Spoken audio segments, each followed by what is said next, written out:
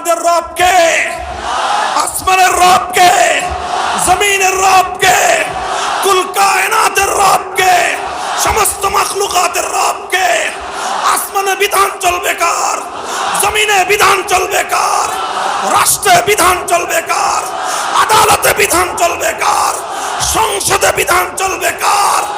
এক আল্লাহর বিধান বাস্তবায়ন করবে যারা, আল্লাহর বিধান বাস্তবায়ন করার জন্য লড়াই করবে যারা, আল্লাহর বিধান বাস্তবায়নের জন্য জীবন দিবে যারা, তারাই একমাত্র ঈমানদার, তারাই একমাত্র ঈমানদার।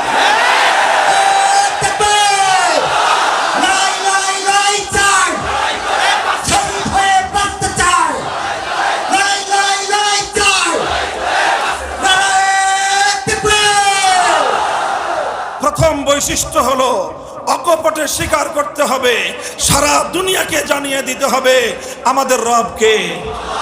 ইন্নাল্লাযীনা ক্বালু রাব্বুনাল্লাহ, যারা বলবে আমাদের রব হলো আল্লাহ, এটা হলো প্রথম বৈশিষ্ট্য। দ্বিতীয় বৈশিষ্ট্য হলো সুম্মাস্তাকামু, এক আল্লাহকে রব বলে ঘোষণা করার পর, এক আল্লাহ পাকের রুবুবিয়্যাতের স্বীকৃতি দেওয়ার পর সুম্মাস্তাকামু, তাদের দ্বিতীয় বৈশিষ্ট্য হলো তারা এই রুবুবিয়্যাতের ঘোষণার উপর ইস্তেকামতের সাথে থাকবে। কিসের সাথে? শব্দটা আপনারা শিখেন, এই শব্দটা এর আমার আলোচনার শেষ পয়েন্ট। কিসের সাথে থাকবে? কি বললাম? ইস্তেকামত। সবাই বলেন ইস্তেকামত। শব্দটা কি?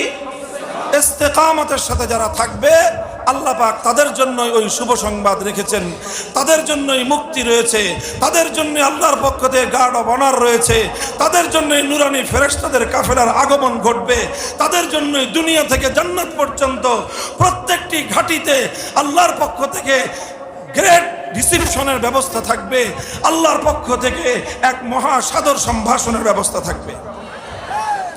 আল্লাহকে রব হিসাবে মানতে হবে, আল্লাহকে রব হিসাবে ঘোষণা দিতে হবে, অতঃপর ইস্তেকামতের সাথে থাকতে হবে। কিসের সাথে? জোরে বলেন কিসের সাথে? এখন আমি ছোট্ট করে ইস্তেকামত শব্দের অর্থ বুঝাবো, আমার আলোচনা শেষ। ইস্তেকামত শব্দের অর্থ বাংলায় বলা হয় দৃঢ়তা, অটলতা। আল্লাহকে রব বলে কচু পাতার পানির মতো হলে চলবে না। আল্লাহ কিন্তু রুবুবিয়্যাতের সাথে ইস্তেকামতের কথা বলেছেন, এটা একটা তাৎপর্যময় বিষয়। ইস্তেকামতের কথা আল্লাহ কেন বললেন? কারণ আল্লাহ ভালো করেই জানেন যারা এক আল্লাহর বিধান মানতে চাইবে তাদেরকে ধাক্কা দেওয়া হবে, যারা এক আল্লাহর বিধান দুনিয়াতে বাস্তবায়ন করতে চাইবে তাদের সঙ্গে অনেক বাধা বিপত্তি আসবে, অনেক ঝড় ঝাপটা আসবে। এই বাধা বিঘ্ন, এই প্রত্যেকটি ঝড় ঝাপটার সামনে কচু পাতার পানির মতো হলে চলবে? বলেন, কচু পাতার উপরে পানি যখন থাকে, পানি কিন্তু দেখতে খুব সুন্দর দেখা যায়, কথা ঠিক কিনা? কচু পাতার পানি দেখতে খুব সুন্দর দেখা যায়, কিন্তু সামান্য একটু ধাক্কা লাগলেই সেই পানি আর থাকে, সেই পানি পড়ে যায়। কাজেই মাথায় টুপি পরছেন, খুব সুন্দর দেখা যায়, নাম ধারণ করেছেন ইমানি নাম, মুসলিম নাম, শুনতেও সুন্দর শোনা যায়, 14 পুরুষ 14 গোষ্ঠী ইমানদার, ভালোই লাগে, সব সুন্দর আছে, কিন্তু দেখতে তো সুন্দর, কিন্তু যখনই আল্লাহর রুবুবিয়্যাতের উপর আপনি থাকতে চাইবেন, আপনার উপর ধাক্কা আসবে, আপনার উপর ঝড় আসবে, আপনার উপর তুফান আসবে। আপনার ঈমান যদি তখন কচু পাতার পানির মতো হয়, তাহলে ওই ঈমান দিয়ে আখিরাত তো দূরের কথা, দুনিয়াতেও ঈমানদারের পরিচয় ধরে রাখা যাবে না। এই জন্য কিসের সাথে থাকতে হবে? ইস্তেকামতের সাথে থাকতে হবে। ইস্তেকামত কি জিনিস? ইস্তেকামত মানে হলো দৃঢ়তা, ইস্তেকামত মানে হলো অটলতা। ইস্তেকামত সম্পর্কে আমি আপনাদেরকে দুটি মন্তব্য শোনাবো। একটি মন্তব্য হলো শাইখুল ইসলাম ইবনে তাইমিয়া রাহমাতুল্লাহি আলাইহি বলেছেন, আল ইস্তেকামাতু আফজালুল কারামা, আল ইস্তেকামাতু আফজালুল কারামা। আমরা দুনিয়াতে যারা আল্লাহওয়ালা হয়, আল্লাহর খাস বান্দা, আল্লাহর পেয়ারা বান্দা, তাদের কারামত থাকে। তাদের কি থাকে?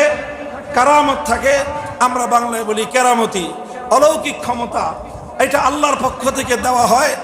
কারামাতুল আউলিয়া হাক্কুন। মুসলমানদের একটা আকীদা হলো আল্লাহর পক্ষ থেকে আল্লাহর খাস বান্দাদেরকে অনেক অলৌকিক সক্ষমতা, অলৌকিক কাজ করার অলৌকিকতা আল্লাহ দান করে থাকেন। এই কারামাতকে বিশ্বাস করতে হয়, এটার মধ্যে শিরকের কোনো কিছু নাই। এটা হলো কারামাত। ইবনে তাইমিয়া রাহমাতুল্লাহি আলাইহি বলেন, এই পৃথিবীতে অনেক রকম কারামাত আছে, সর্বশ্রেষ্ঠ কারামাত হলো একজন মানুষ যদি ইস্তেকামতের সাথে থাকতে পারে, ইস্তেকামতের চেয়ে এই পৃথিবীতে বড় কোনো কারামাত নাই। সুফিয়ান সাউরি রাহমাতুল্লাহি আলাইহি অনেক বড় একজন তাবেঈ, অনেক বড় একজন মুহাদ্দিস, অনেক বড় একজন ফকিহ। তিনি বলেছেন, তার মন্তব্যটা আরো চমৎকার। তিনি বলেন, আল ইস্তিকামাতু ফিদ দুনিয়া কাল মুরুরি আলাস সিরাতি ফিল আখিরাহ। দুনিয়াতে ইস্তিকামতের সাথে থাকতে পারা আর আখিরাতে পুল সিরাতের উপর দিয়ে পাড়ি দেওয়া, এই দুটোই এক সমান। যে দুনিয়াতে ইস্তেকামতের সাথে থাকতে পারবে, আখিরাতে সে জাহান্নামের উপর দিয়ে পুল সিরাত পার হয়ে জান্নাতে যেতে পারবে। আর একমাত্র ওই ব্যক্তি আখিরাতে পুল সিরাত পার হয়ে জান্নাতে যেতে পারবে যারা দুনিয়াতে ইস্তেকামতের সাথে থাকতে পারবে। কাজেই পুল সিরাত পার হয়ে জান্নাতে যেতে চাই কারা কারা? আল্লাহ কবুল করেন। আল্লাহ আমাদের সকলকে জান্নাত পর্যন্ত যাওয়ার তৌফিক দান করেন। হাত নামান। যদি আখিরাতে পুল সিরাত পার হতে চান, দুনিয়াতে ইস্তেকামতের সাথে থাকতে হবে। পারবেন তো? পারবেন তো? আল্লাহ তৌফিক দান করেন, আল্লাহ তৌফিক দান করেন। ইস্তেকামত মানে হলো এই, আপনি যখনই আল্লাহর ঈমানের উপর, একত্ববাদের ঈমানের উপর, তাওহীদের ঈমানের উপর, রুবুবিয়তের ঈমানের উপর আপনি যখনই নিজেকে নিজে স্থাপিত ঘোষণা করবেন, রুবুবিয়তের ঝান্ডা আপনি যখনই ধারণ করবেন, হতেই পারে না, হতেই পারে না, হতেই পারে না যে আপনার উপর কোনো বিপদ আপদ আসবে না। হাসিবান নাস আন ইউতরাকু আন ইয়াকুলু আমান্না ওয়া হুম লা ইফতানুন। মানুষ কি এটা মনে করে যে তারা আল্লাহর রুবুবিয়তকে আঁকড়ে ধরবে আর তাদের উপর কোনো বিপদ আসবে না? কোশ্চেন কালো এটা হতে পারে না। কাজেই আপনি যখনই আল্লাহর রুবুবিয়তের ঘোষণা দিবেন, এক আল্লাহর তাওহীদকে যখনই আপনি আঁকড়ে ধরবেন, তখন সারা দুনিয়ার গায়রুল্লাহর শক্তি, তারা সারা দুনিয়ার সমস্ত তাগুতি শক্তি আপনার বুকের ভিতর থেকে তাওহীদ এবং রুবুবিয়তের ঈমানকে কেড়ে নেওয়ার চেষ্টা করবে। মুহতারাম হাজিরিন, তখনই আসবে ইস্তেকামতের প্রশ্ন, তখনই আসবে আমি আর আপনি ইস্তেকামতের সাথে থাকতে পারি কিনা। ভাই, আমি অনেক মানুষ দেখেছি বছরের পর বছর, যুগ পেরিয়ে গেছে, অন্ধকার কারা প্রকোষ্ঠে কঠিন জীবনযাপন করছে, যাদের নাম শুনলে পর্যন্ত বাইরে থেকে আমাদের বুকটা ভয়ে কেঁপে উঠে। হায় হায়, ওনার না জানি কি অবস্থা। সেই মানুষগুলোকে আমি দেখেছি হাস্যোজ্জ্বল, তারা হাসে, তারা আনন্দিত, তারা উল্লাসিত, কোনো টেনশন নাই, কোনো চিন্তা নাই। আল্লাহ রাব্বুল আলামিন তাদের অন্তরের মধ্যে এরকম প্রফুল্লতা দান করে আছেন। এটা কিসের বদৌলত? এটা কিসের বিনিময়? এটা হলো ইস্তেকামতের বিনিময়। আল্লাহ আমাদের সকলকে ইস্তেকামতের সাথে থাকার তৌফিক দান করেন। ইস্তেকামতের পথে দুটি বাধা। কয় বাধা? জোরে বলেন। ইস্তেকামতের সাথে যদি আমি আপনি থাকতে চাই, ঈমানের উপর অটল এবং অবিচল যদি থাকতে চাই, আমাকে এবং আপনাকে দুই বাধা অতিক্রম করতে হবে। কয় বাধা? জোরে বলেন। প্রথম বাধা হলো লোভ লালসার বাধা। কিসের বাধা? লোভ লালসার বাধা। প্রথমে আমাকে আপনাকে, যারাই আল্লাহর রুবুবিয়তের ঈমানকে আল্লাহর জমিনে বাস্তবায়ন করার চেষ্টা করবে, প্রথমেই তাদের সামনে লোভ আসবে, লালসা আসবে, প্রলোভন আসবে। কখনো টাকার লোভ দেখানো হবে যে আসো তুমি ঈমানের পথ ছেড়ে দাও, এত টাকা তুমি পাবা।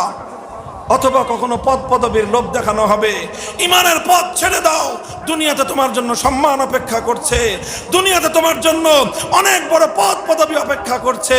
লোভ লালসার বাধা আসবে, এই বাধাটা আসবে প্রথমে। এই বাধা জানা থাকতে হবে ভাই, এই বাধার কথা জানা থাকতে হবে। অনেক সময় আমরা লোভের সামনে আত্মসমর্পণ করি, অনেক সময় আমরা অন্যায় আবদারের সামনে মাথা নত করে দেই। আমরা আল্লাহকে রব হিসাবে স্বীকার করেছিলাম, কিন্তু টাকার সামনে বিক্রি হয়ে যাই। আল্লাহকে রব বলে ঘোষণা করেছিলাম, দুনিয়ার সামান্য স্বার্থের সামনে আমরা বিকিয়ে যাই। কথা বলেন ঠিক না বেঠিক? এই লোভ লালসা, এটা হলো ইস্তেকামতের পথে প্রথম বাধা। কথা বোঝা গেল?